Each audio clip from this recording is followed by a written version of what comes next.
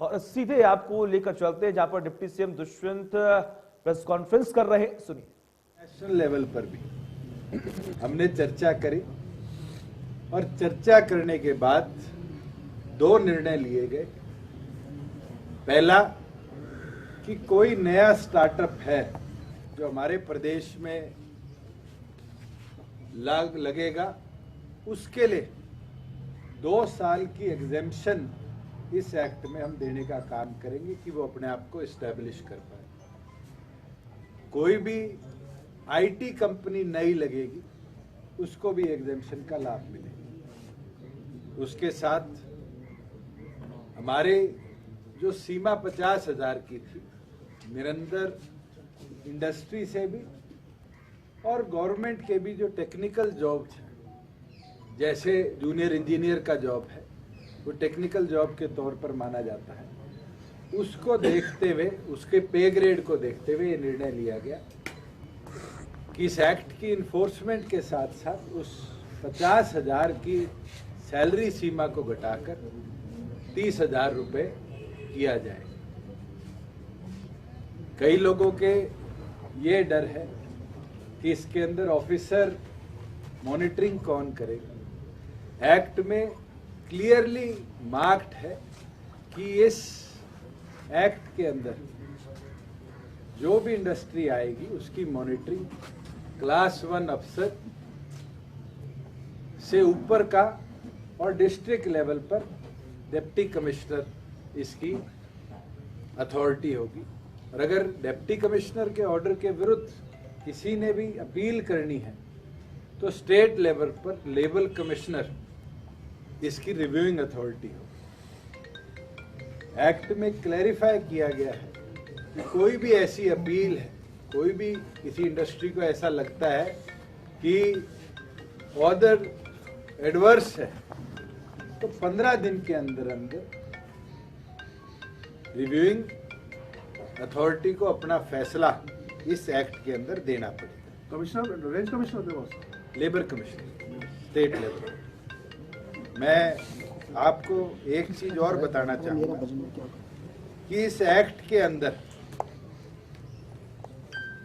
कोई भी व्यक्ति अगर अपने आप को रजिस्टर करता है और रजिस्टर करने के बाद उसको एम्प्लॉयमेंट उस स्किल लेवल की हम नहीं दे सकते, तो बड़ा क्लियरली डिमार्केटेड है कि 1 साल तक की एग्जेम्पशन टेक्निकल और स्किल्ड जॉब के लिए डिपार्टमेंट डिस्ट्रिक्ट लेवल पर डिप्टी कमिश्नर के अप्रूवल के साथ साथ दे सकता है। कोई भी ऐसी एग्जेम्पशन दी जाएगी, वो एग्जेम्पशन 1 साल तक के लिए वैलिड होगी। मैं आपको एक चीज और बताना चाहूँ कि कोई भी छोटा रोजगार है वो इस एक्ट के अंदर एग्जेम्प्टेड है।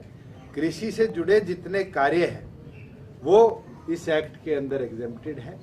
और समय समय पर जब भी कोई इस तरह की ऑब्जेक्शंस आएंगी उसको हम टाइम टू टाइम क्लैरिफाई करते रहेंगे। डेजिग्नेटेड टीम इसकी मॉनिटरिंग की बनाई जाएगी, जो डे टू डे मॉनिटरिंग करके किसी भी एम्प्लॉयर के लिए अगर कहीं कोई दुविधा आती है, कोई अड़चन आती है, तो समय समय पर उसको क्लैरिफाई करने का काम करे।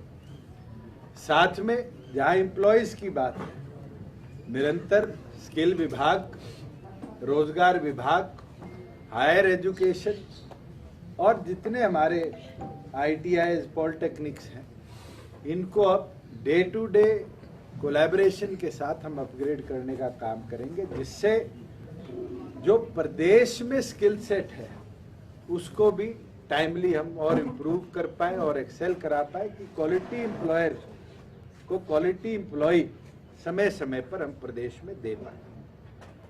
कई लोगों के लिए ये सवाल भी था जिसको हमने कई बार पहले भी क्लैरिफाई किया है कि लोकल एम्प्लॉय किसको कहा जाएगा।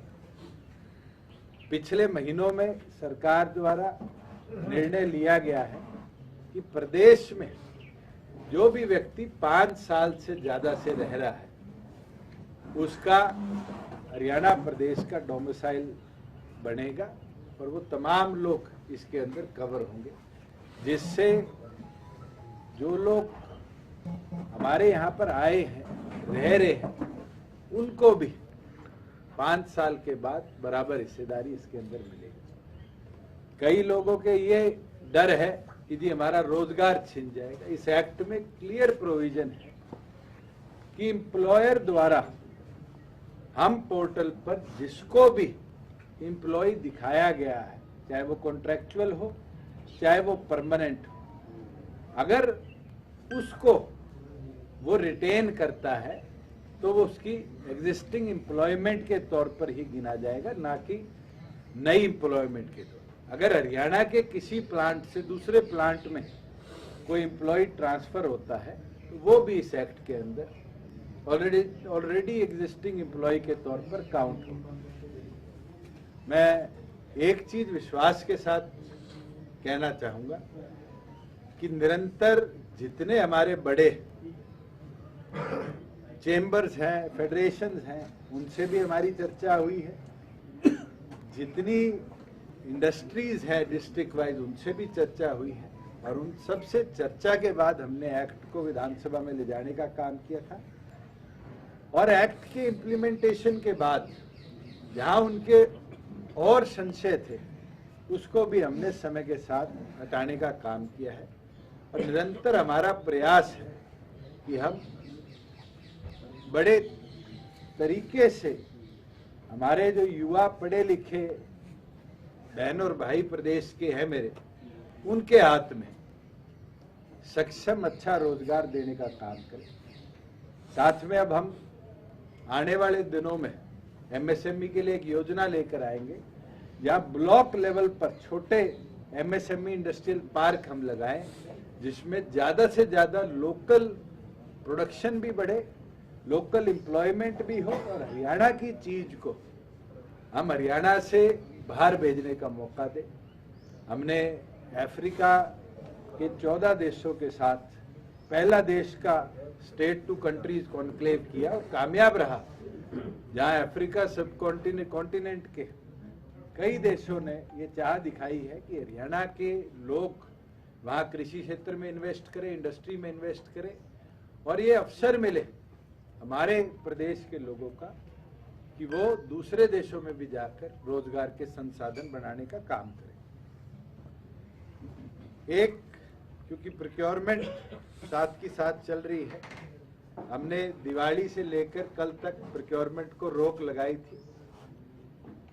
पिछले वर्ष 2 नवंबर तक हमारे प्रदेश में 50,30,000 मेट्रिक टन पैडी की प्रोक्योरमेंट हुई। हमने इस साल मंडी व्यवस्था भी, किसान को बुलाने की व्यवस्था भी साथ की साथ और बेहतरीन बनाने का काम किया और उसका नतीजा है कि पिछले साल से भी 1.25 लाख मेट्रिक टन ज्यादा 51,50,000 मेट्रिक टन 2 नवंबर तक हमारे पास आई है। हमने सारे डिप्टी कमिश्नर से रिकॉर्ड मंगवाया है। आज से प्रोक्योरमेंट दोबारा शुरू होगी और हमारा टारगेट है कि 15 नवंबर तक हरियाणा प्रदेश के तमाम जो हमारे 16 जिले जहां पैडी की प्रोक्योरमेंट होती है उसके अंदर हम किसान के एक एक दाने को प्रोक्योर कर कर उसकी भी पूरी भरपाई पैसे की उसके खाते में कर दे। मैं आपके साथ साझा करता हूं कि हमारी एजेंसीज ने अब तक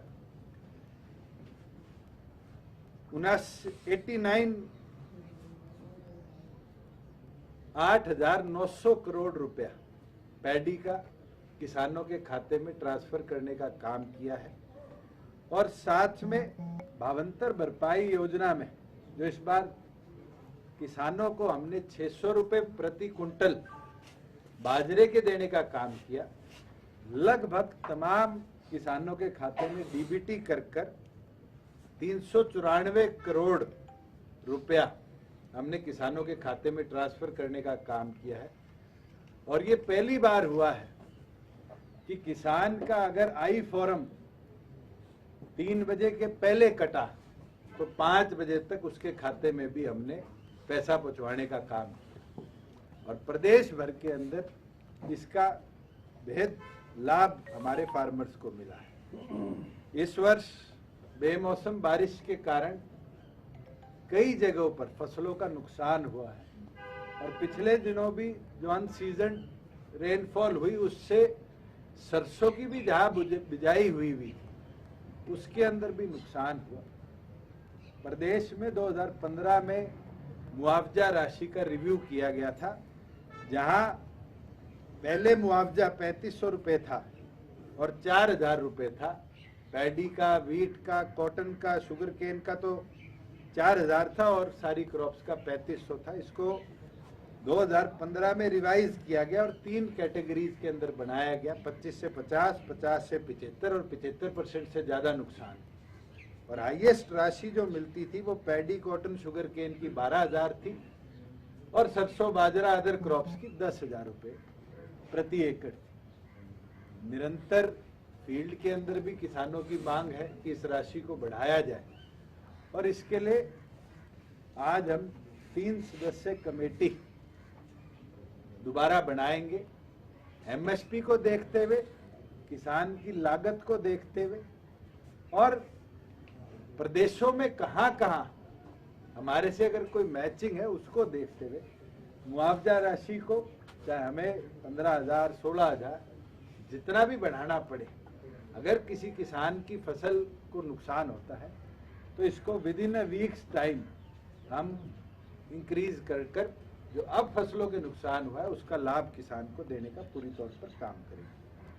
हमारा तो ये प्रयास है कि कृषि क्षेत्र में जितने हमारे किसान भाई काम करते हैं उनकी फसल की लागत जल्द से जल्द मंडी में उनकी फसल आने के बाद उनके खाते में पहुंचाई जाए कि वो अगली फसल के लिए जो बीज खरीदना है, खाद खरीदनी है, वो समय पर अपनी खरीद कर अपनी बिजाई को शुरू कर पाए कि जो हमारी एग्रीकल्चर जीडीपी है प्रदेश के अंदर वो इम्पैक्ट ना हो, वो इंक्रीज हो। अब कोई आपके सवाल? जो आपका जो तमाम हर्डल्स के बाद ये कानून पास हुआ है, 1 साल का टारगेट क्या लेके चल रहे हैं? आप लोगों ने भी कोई रिसर्च की होगी, कितनी नौकरियां हैं और सीधा डायरेक्ट बेनिफिट हरियाणा वासियों को 2022 तक मिल सकता है? मैं तो इतना बोल सकता हूं कि हमारा टारगेट ये है कि अगर प्रदेश के अंदर 10 लाख नए रोजगार आते हैं तो 7,50,000 रोजगार जो हमारे 30,000 की सैलरी से नीचे के हैं वो प्रदेश के लोकल कैंडिडेट्स को मिले।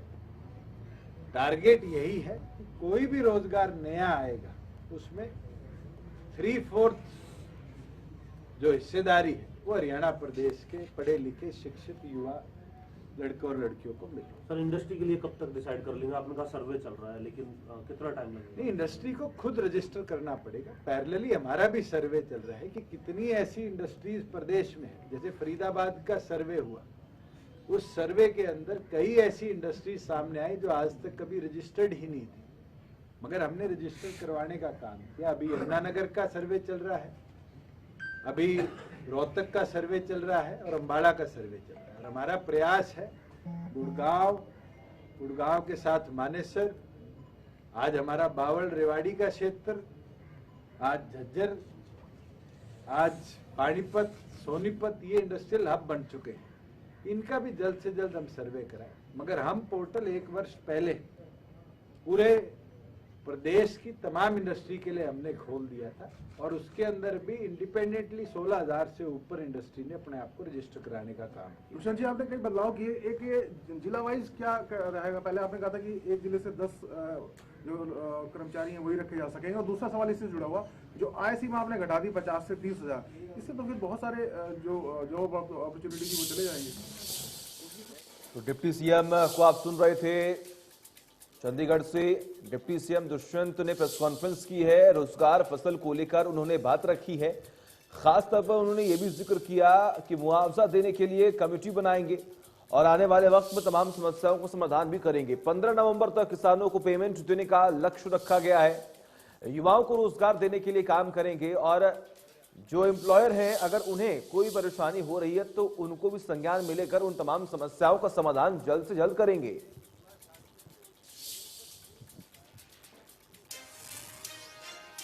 चलिए